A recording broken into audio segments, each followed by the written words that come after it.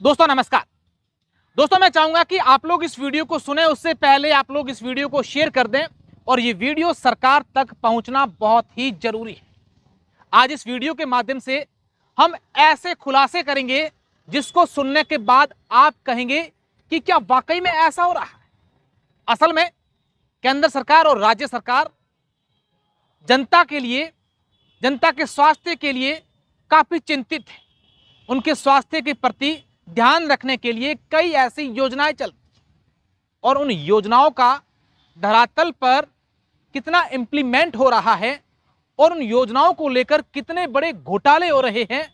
आज जब हमने इसके आंकड़े जुटाए, तथ्य लेने की कोशिश की, तो हमारे सामने ऐसे ऐसे मामले आए जिनको उजागर हम लोग करेंगे तो आप सोचेंगे कि वाकई में ऐसा हो रहा है। अब मैं कुछ मामले आज आपको इस वीडियो के माध्यम से बताऊंगा और फिर स्टेप बाय स्टेप एक एक चीज आपको, एक एक योजना के खुलासे करके उसमें क्या होता है, सरकार ने आम लोगों के लिए, ग्रामीण क्षेत्रों में रहने वाले लोगों के लिए, तमाम लोगों के लिए क्या योजनाएं चलाई है, उसमें आपको क्या क्या लाभ मिलने चाहिए। लेकिन असल में आप लोगों के नाम पर से उठने वाले करोड़ों रुपए बीच में ही डकार दिए जाते हैं और अगर वो पैसे या वो योजनाएं अगर आप पर खर्च होती, उस योजनाओं का इंप्लीमेंट होता तो कई प्रकार का सुधार हो जाता। सबसे पहले हम लोग बात करेंगे मोबाइल मेडिकल वैन, एमएमवी, एक ऐसी योजना। मैं इस योजना का सिर्फ बाड़मेर जिले के संदर्भ में बात करके समझाऊंगा ताकि आपको जल्दी से समझ में आ जाए और ऐसा क्या हो रहा है।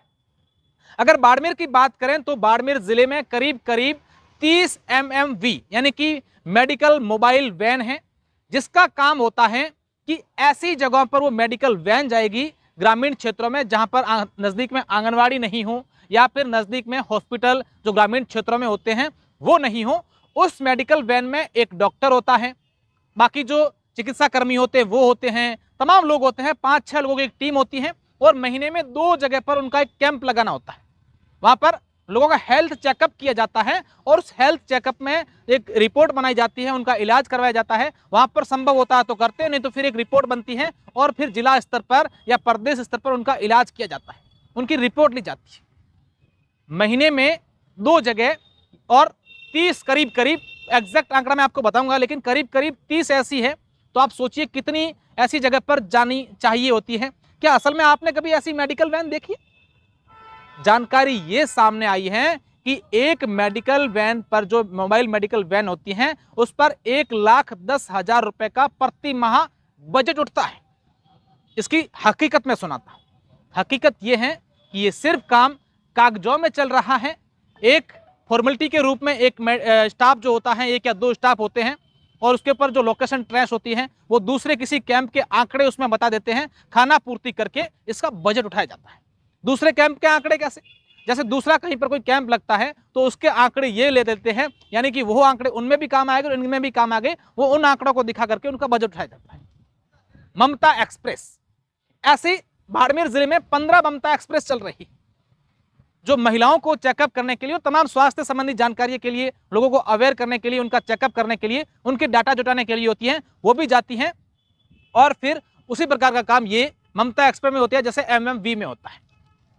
कलेवा योजना, बाड़मेर जिले में 84 प्रसव केंद्र हैं और 84 प्रसव केंद्र जहां पर डिलीवरी होती है, वहां जो महिलाएं आती हैं उन महिलाओं को कलेवा योजना के तहत चाय, बिस्किट, दूध, दोपहर का खाना और रात का खाना, यानी कि एक सामान्य डिलीवरी अगर किसी महिला की होती है, वो प्रसव केंद्र पर जाती हैं तो 24 घंटे स्थगन वहां रहना जरूरी होता है, यानी कि 24 घंटे वहां रुकना होता है। उस 24 घंटों के भीतर एक महिला पर 200 से अधिक रुपए का खर्चा सरकार की ओर से किया जाता है।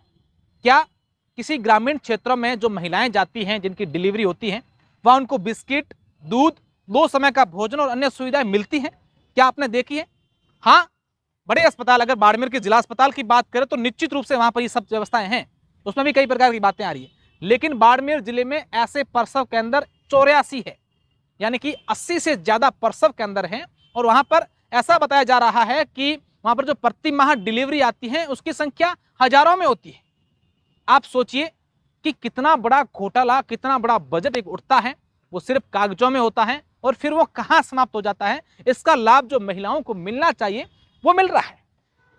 एक और मैं बताऊंगा, CHO, एक ऐसा पद जो बाड़मेर जिले की बात करें तो 200 से अधिक CHO है अलग अलग जगहों पर, जो ऑफिसर्स पद पर होती है, जिनकी सैलरी ऐसा बताया जा रहा है कि 25,000 रुपए से या इससे अधिक या इसके बराबर होती है। अब इनको 15,000 रुपए प्रोत्साहन राशि मिलती है प्रतिमाह। उस प्रतिमाह प्रोत्साहन राशि जो मिलती है, उनका काम होता है 15 उनको इंडिकेटर दिए जाते हैं। उन 15 इंडिकेटर यानी कि 15 एक दायित्व बिंदु दिए जाते हैं कि इन 15 बिंदुओं पर आपको काम करना है, उनकी रिपोर्ट लानी है, और अगर वो काम 80 से 90% तक रिपोर्ट लेकर आते हैं तो उनको प्रति माह जो है वो 15,000 रुपए कमीशन मिलता है। अब काम क्या क्या है?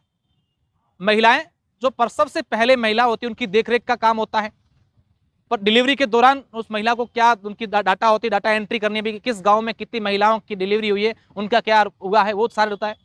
प्रसव के बाद बच्चों के टीकाकरण, टीबी समेत ऐसे 15 अलग अलग दायित्व हैं, उनका काम करना होता है, और उसके बाद उनको 15,000 रुपए इंसेंटिव मिलता है। असल में अगर बाड़मेर की बात करें तो ये जो दायित्व है, इसमें से अधिकतर मैं तो ये कहूंगा कि 50% से अधिक CHO के दायित्व पूरे नहीं होते हैं। 20 से 25% तक दायित्व होते हैं, और फिर उनके जो पैसे हैं वो 7-8 महीने बाद एक साथ उठते हैं, उनको कई दिए जाते हैं, किसमें कमीशन, तमाम प्रकार की बातें आई हैं। हम एक एक योजना तमाम जो है उनका आपको आंकड़े सहित बताएंगे। दूसरी बात, जो मुख्यमंत्री निःशुल्क दवा योजना है, जहां पर दवाई खरीद की जाती है, वो कितने राशि की जाती है और असल में कितनी होती है, इसको लेकर भी कई सारे मेलजोल जो है वो सामने आ रहे हैं।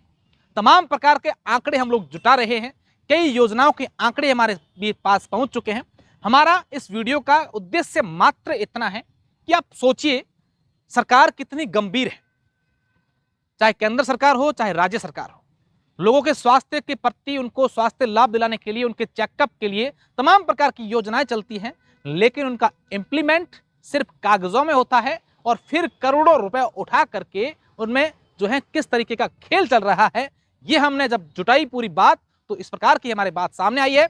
मैं चाहूंगा कि ये वीडियो तो हमने सिर्फ तमाम कुछ योजनाओं का बताया है, एक एक योजना के बारे में, प्रचार प्रसार संबंधी कई योजनाएं होती है, और जो CH से तमाम प्रकार के जो मेडिकल ऑफिसर या स्टाफ जो होते हैं उनके ट्रेनिंग के लिए अलग अलग फंड आता है, वो सिर्फ कागजों में होता है। उसका कारण ये था कि ट्रेनिंग सिर्फ कागजों में होती है, और ट्रेनिंग सही नहीं होने के कारण वो लोग काम भी सही स्वास्थ्य के प्रति नहीं कर पाते हैं। इससे सीधा सीधा जो नुकसान है वो जनता को भुगतना पड़ता है।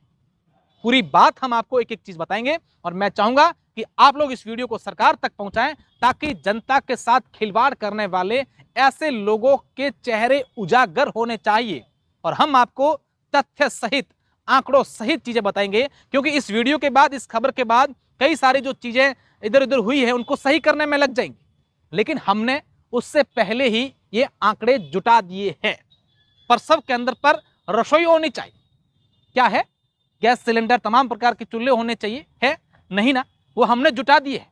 हालांकि इस वीडियो के बाद वो लोग कर लेंगे, मोबाइल मेडिकल वैन की भी वो व्यवस्था कर लेंगे, ममता एक्सरे भी कर लेंगे, लेकिन उससे पहले हमने तमाम चीजें देखी, लोगों से बातें की, जो आंकड़े हैं उसमें क्या बोल रहा है और धरातल पर क्या है, ये भी हमने जुटा लिए। बहुत बड़ा खुलासा होगा, और इस वीडियो को शेयर करके सरकार तक जरूर पहुंचाए। बहुत बहुत शुक्रिया, धन्यवाद।